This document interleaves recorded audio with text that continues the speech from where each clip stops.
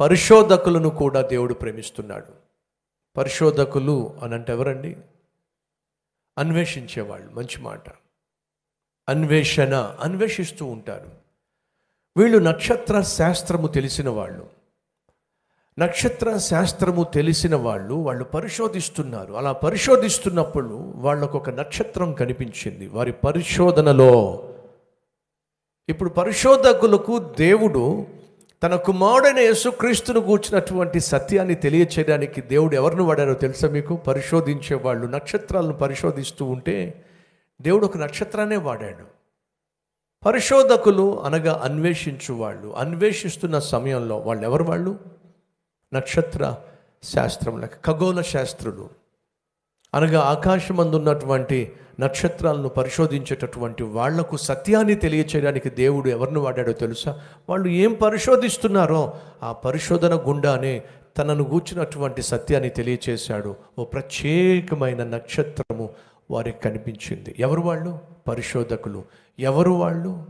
అన్వేషించేవాళ్ళు, వెతికేవాళ్ళు. వెతికితే దొరికేవాడు ఆయనే నా ప్రభు అయిన యేసుక్రీస్తు. వెతుకుతున్నారండి వాళ్ళు, వెతుకుతున్నారు. ఈరోజు చాలామంది వెతుకుతున్నారు. దేనికోసం చెప్పండి? ఉద్యోగం కోసం.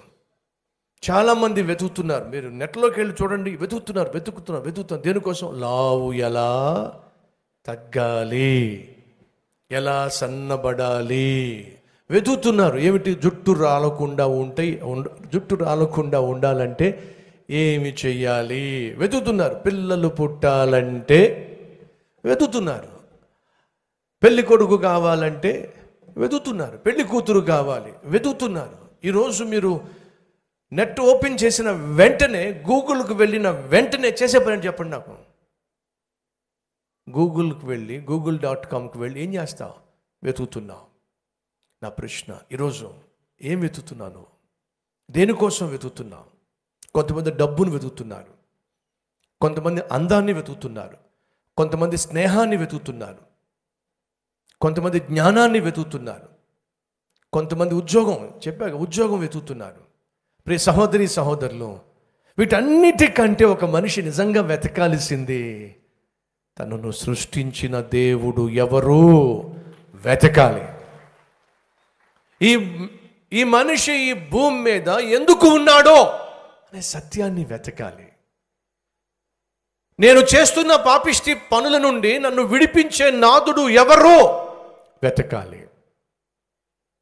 చేస్తున్న పాపిష్టి పనుల వల్ల నేను సంతోషాన్ని కోల్పోతున్నాను, సమాధానాన్ని కోల్పోతున్నాను, నా చుట్టూ ఉన్న వాళ్ళతో ప్రశాంతత లేకుండా నేను వ్యవహరిస్తున్నాను. నేను ప్రశాంతంగా జీవించాలంటే, సంతోషంగా జీవించాలంటే, సమాధానం కలిగి జీవించాలంటే ఏం చేయాలి? అది వెతకాలండి. అసలు భూమి మీద నేను ఎందుకున్నాను, ఎక్కడి నుంచి వచ్చాను, ఎందుకు పుట్టాను, ఎందుకని 70, 80, 90 సంవత్సరాలు బ్రతుకుతున్నాను, ఆ తరువాత నేను ఎక్కడికి వెళ్తాను వెతకాలి. అది వెతకండి. ఆ రోజు ఆ జ్ఞానులు ఏం వెతికారో తెలుసా అండి? మనిషి పుట్టాడు, మనిషి తన జీవితాన్ని కొనసాగిస్తాడు, ఆ తర్వాత ఎక్కడికో చేరతాడు. ఎక్కడికి చేరతాడు? ఈ లోకయాత్ర ముగించిన తరువాత మనం ఎక్కడికి చేరుకుంటాం?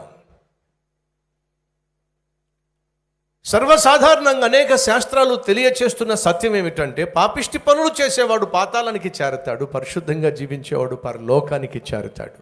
అది వాస్తవం. అయితే పాపిష్టి పనులు చేసే ప్రతి మనిషి పాతాళానికి పోవాల్సిందేగా. మరి పాతాళానికి పోవాల్సినటువంటి పాపిష్టి మనిషిని క్షమించి పరలోకానికి చేర్చే దేవుడు ఎవరో వెతకాలి. ఆ రోజు పరిశోధకులు వెతికారండి. వారి పరిశోధనలో ఓ నక్షత్రము కనిపించింది. ఆ నక్షత్రం వారికి కనిపించినప్పుడు ఆ నక్షత్రం వారికి ఒక సత్యాన్ని, సువర్తమానాన్ని తెలియచేసింది. ఎవడో తెలుసా? మీ పాపములను క్షమించి మిమ్మల్ని పరలోకానికి చేర్చగలిగిన లోకరక్షకుడు మెస్సయ్యా జన్మించాడు. మీరు ఏమైతే పరిశోధిస్తున్నారో, ఏమైతే అన్వేషిస్తున్నారో, దేనికోసమైతే దేవులాట కలిగి ఉన్నారో, ఆ దేవుడు దిగి వచ్చాడో, ప్రభు అయిన యేసుక్రీస్తు జన్మించాడు అనే వాస్తవాన్ని వాళ్ళు గ్రహించారు. పరిశోధించే వారికి యేసుక్రీస్తు తన జన్మను గూర్చి గూర్చిన సువార్తను దేని ద్వారా తెలియచేశాడు? నక్షత్రం ద్వారా. ఎంత ఎంత జ్ఞానం కలిగిన దేవుడండి.